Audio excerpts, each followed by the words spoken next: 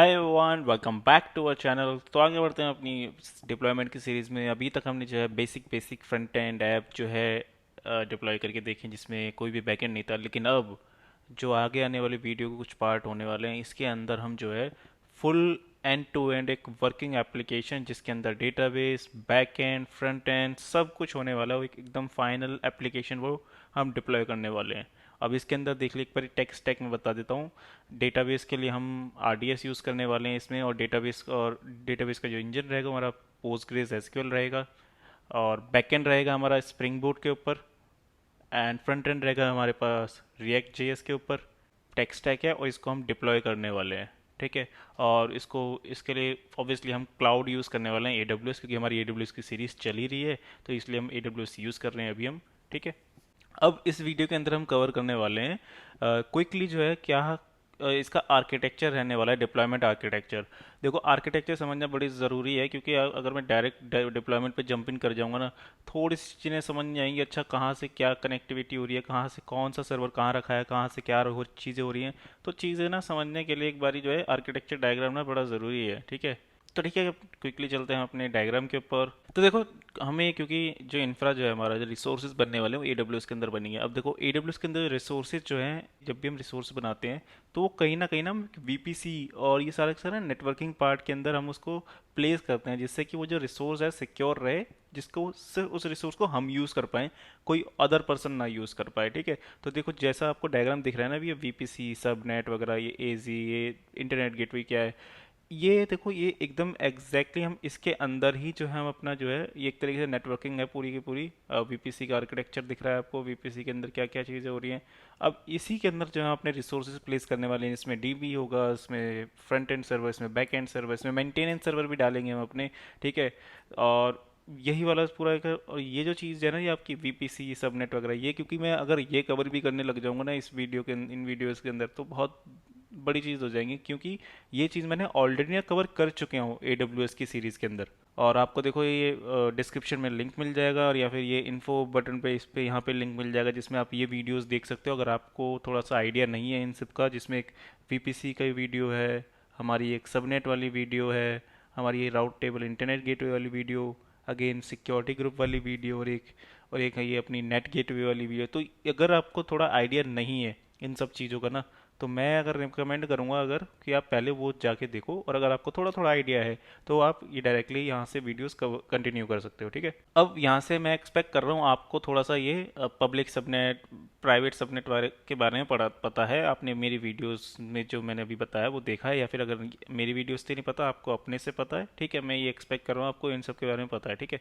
तो public subnet वो होते हैं जिसके अंदर जो है ये इंटरनेट के थ्रू रीचेबल हो जाते हैं। इसके अंदर जो भी रिसोर्सेज होंगे वो इंटरनेट के थ्रू रीचेबल रहते हैं। ठीक है। अब प्राइवेट जो होते हैं, प्राइवेट एकदम बिल्कुल, जो प्राइवेट सबनेट के अंदर जो रिसोर्स होते हैं वो एकदम उनका कुछ बिल्कुल कट ऑफ रहता है इंटरनेट से, है ना।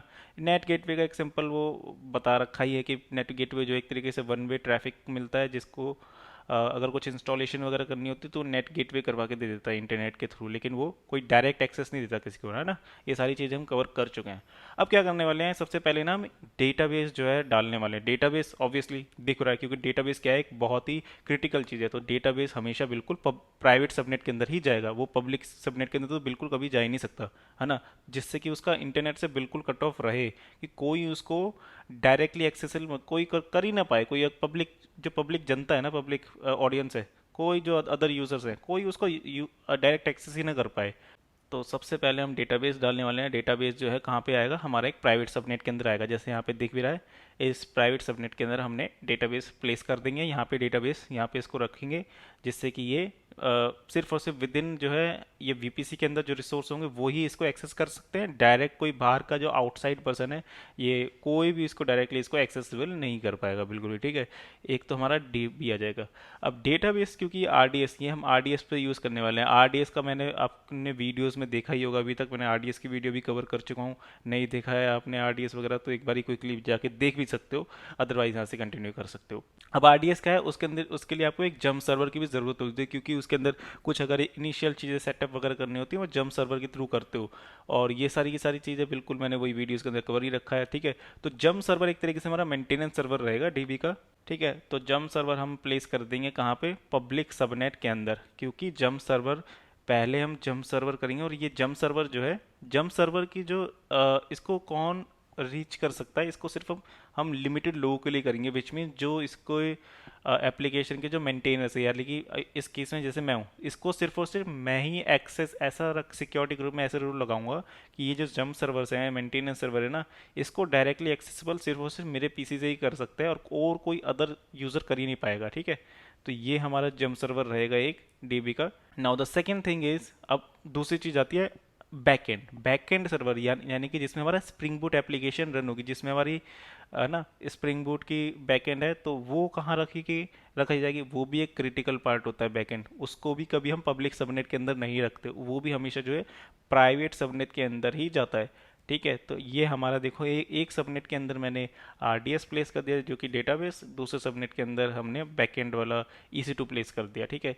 अब ये बैकएंड वाला देखो EC2 है, ये भी जो है प्राइवेट सबनेट के अंदर है, तो ये इसको डायरेक्टली मैं भी एक्सेसिबल नहीं कर पाऊंगा, क्योंकि अब मुझे इसके लिए भी जंप सर्वर चाहिए होगा, है ना।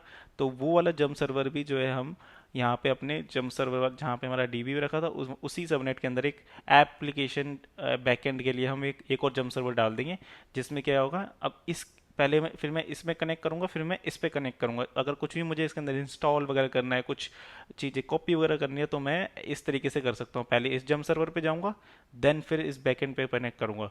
और डीबी के लिए क्या था, डीबी के लिए पहले मैं इस पे कनेक्ट करूंगा, देन फिर वो डीबी इसके ऊपर कनेक्ट कर जाएगा। हमारा डेटाबेस कवर हो गया, इसके अंदर बैकएंड आ गया, दोनों मेंटेनेंस और जंप सर्वर हमने प्लेस कर दिए।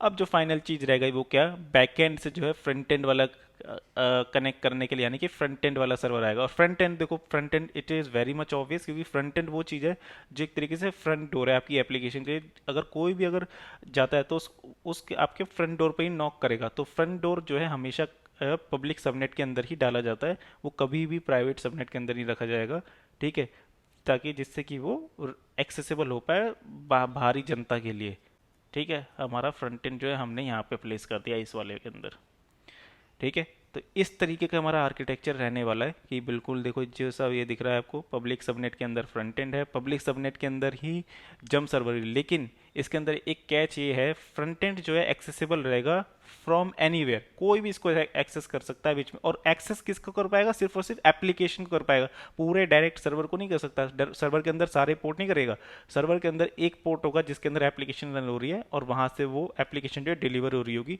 यूजर्स को, ठीक है। और ये वाले जो जंप सर्वर हैं, जंप सर्वर के लिए हम एक्सेसिबिलिटी ऐसी डालेंगे कि वो जो है विद इन फ्यू पीपल्स ही उसको एक्सेस कर पाए, और वो फ्यू पीपल्स कौन होंगे, जो एप्लीकेशन के मेंटेनर्स है, यानी कि इस केस में मैं, और आपके केस में आप हो गए, या फिर आपके फ्रेंड्स होंगे जो उनको मेंटेन कर रहे हैं, अगर अगर वो मेंटेनर है आपकी एप्लीकेशन के, या फिर एक ग्रुप है जो उसको मेंटेन कर रहा है, तो वो ग्रुप जो है इनके मेंटेनर्स रहेंगे, और वो ही लोग जो है इसको एक्सेसिबल कर पाएंगे, और ये सारी चीज़ें हम सिक्योरिटी ग्रुप के अंदर हैंडल करेंगे कि कौन इसको एक्सेस कर सकता है, कौन नहीं कर सकता, ठीक है। और ये इनके ऊपर तो बिल्कुल ही ऐसा सिक्योरिटी ग्रुप रहेगा कि भाई इसको तो कोई बाहरी जनता तो कोई बिल्कुल डायरेक्ट एक्सेस कर ही नहीं पाएगा, क्योंकि एक तो प्राइवेट के अंदर है, तो वैसे ही कुछ भी अगर चांस है तो वो सारा का सारा चांस ही डिस्कार्ड हो जाता है, और ये बिल्कुल इंटरनली ये जो रिसोर्स होंगे सिर्फ वही एक्सेसिबल कर पाएंगे इसको। तो ठीक है, इस वीडियो के अंदर इतना ही रखते हैं, और बाकी स्टार्ट करते हैं नेक्स्ट वीडियो पार्ट से के अंदर, ठीक है। ये छोटे छोटे कंपोनेंट बनाना स्टार्ट करेंगे। देखो इसके अंदर बिल्कुल देखो, अगर आप देखो तो ये बहुत ही बेसिक आर्किटेक्चर है ना। अगर आप देखो ये आपका कहाँ कहाँ वर्क कर सकता है, आपका स्मॉल, आपका खुद का पर्सनल प्रोजेक्ट है, वहाँ पे आप यूज़ कर सकते हो। एक एक मान लो एक ग्रुप प्रोजेक्ट है, वो भी स्मॉल ग्रुप प्रोजेक्ट है, वहाँ यूज़ कर सकते हो। किसी ऑर्गेनाइजेशन के अंदर एक इंटरनल छोटी सी इंटरनल एप्लीकेशन है, वहाँ यूज़ कर सकते हो, कोई इशू नहीं, है ना। लेकिन कभी एक बहुत बड़ी एप्लीकेशन है, वहाँ उस केस में ना ये आर्किटेक्चर थोड़ा सा एक तरीके से फेल माना जाएगा, ऐसे मॉडर्न टाइप नहीं, मतलब इसके अंदर ना कई ऐसी सारी चीज़ें इंप्रूवमेंट वाली चीज़ें, समझ रहे हो कि इंप्रूवमेंट, इसमें के अंदर बहुत सारी इंप्रूवमेंट की जा सकती है।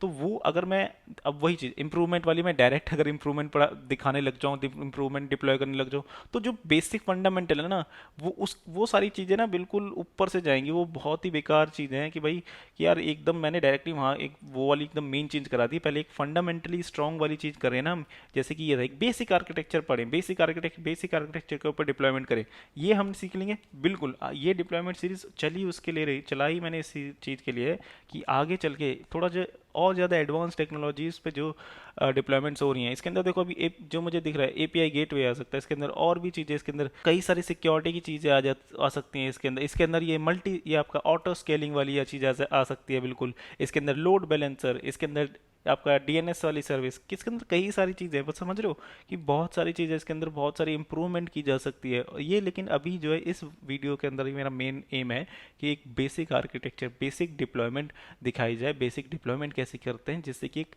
फंडामेंटल स्ट्रॉन्ग हो। ठीक है, सो ठीक है, इस वीडियो में अंदर इतने ही रखते हैं और बाकी मिलते हैं नेक्स्ट वीडियो के अंदर। So thank you for watching, and if you like the content please do like share subscribe, and also if you have any question any doubt please comment down below.